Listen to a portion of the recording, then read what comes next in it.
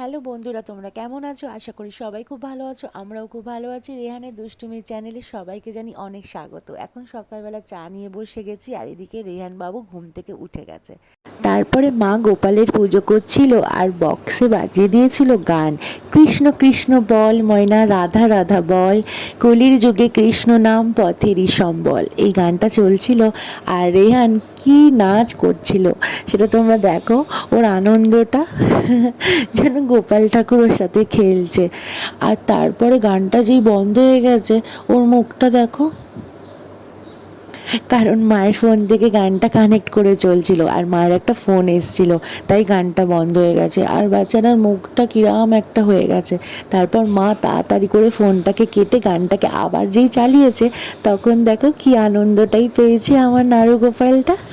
তারপরে মা ওকে চান করিয়ে দিচ্ছিল, তার কারণ বেলা হয়ে গেলে ওর চান করতে একটু দেরি হয়ে যায়, ওই জন্য মা ওকে খাইয়ে চান করিয়ে দিচ্ছিল। আর এই গামলাটা ওকে নতুন কিনে দিয়েছে। এর আগে একটা ছোট্ট গামলা ছিল, ওই গামলাটাতে এখন রেহান বসতে পারে না, কারণ রেহান তো বড় হয়ে গেছে। তাই মা ওর জন্য একটা বড় গামলা কিনে এই গামলাটার মধ্যেই ওকে এখন চান করায়।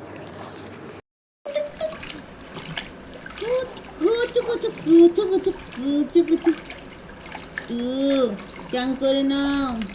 নাচো নাচো নাচো নাচো নাচো নাচো নাচো নাচো নাচো চান হয়ে যাবার পর মাথাটা গাটা মুছিয়ে মা ওকে জামা পরিয়ে দেওয়ার সময় ও খুব কাঁদছিল।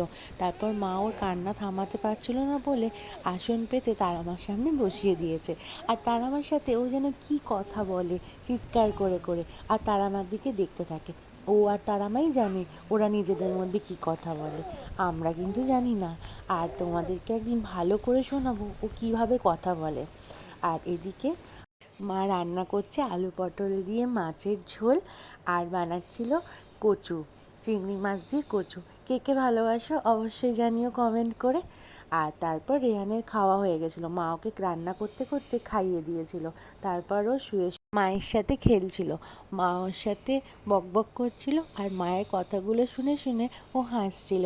এই বাড়িতে ও ঠিক পিসি ঠাম্মির সাথে এটাই করে। ওর পিসি ঠাম্মি ওর সাথে চিৎকার করে করে কথা বলে, ওকে হাসানোর চেষ্টা করে আর ও হাসতে থাকে। আর ওই বাড়িতে গেলে মায়ের সাথেও ঠিক সেম জিনিসটাই করে, মা ওকে এক একটা কথা বলে আর ও হাসতেই থাকে। ছোনা ছোনা কই, আমার কুচু ছোনা কই, আমার লঙ্কা ছোনা কই। এই যে এই যে তুমি বেরু যাবে না। এই যে এই যে এই যে এই যে কুচু ছোনা, তুমি বেরু যাবে না।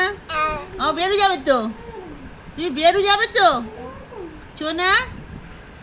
এই যে এই যে তারপর হঠাৎ করে ও কাঁদতে শুরু করেছিল। আমরা কিছুতে বুঝতে পারছিলাম না ও কী জন্য কাঁদছে। তারপরে আমরা বুঝলাম হাতে ফোন নেওয়ার জন্য ও কাঁদছে। আসল ভুলটা কিন্তু আমাদের বড়দেরই। আমরা সারাদিন বাচ্চাদের সামনে যেগুলো করি সেগুলোই কিন্তু ওরা আস্তে আস্তে করার চেষ্টা করে। আমরা ওদেরকে যেই শিক্ষাটাই দেবো না কেন সেই শিক্ষাটাই ওরা গ্রহণ করবে।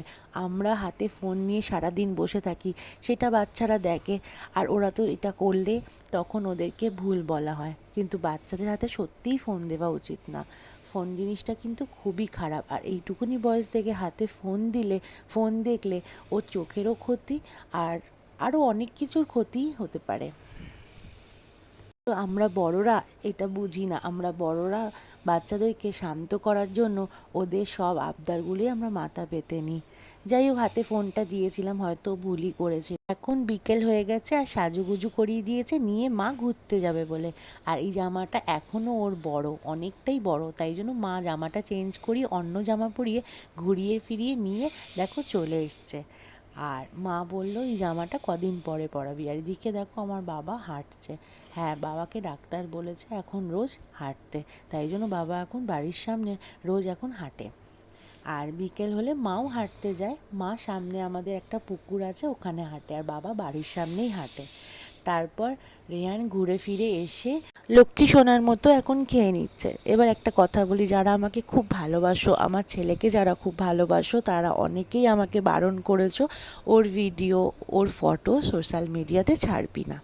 তাদের কথা অমান্য করে আমি কিন্তু ফটো ভিডিও কন্টিনিউ ছাড়তেই থাকছি।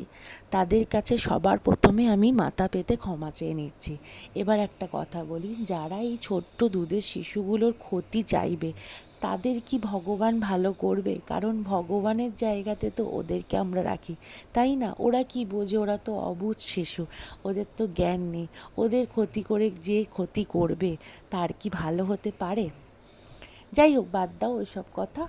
এখন সন্ধেবেলা খেয়েছিলাম এই যে মোগলাই, মা নিয়ে এসেছিলো, মা বেরিয়েছিল, মা নিয়ে এসেছিলো।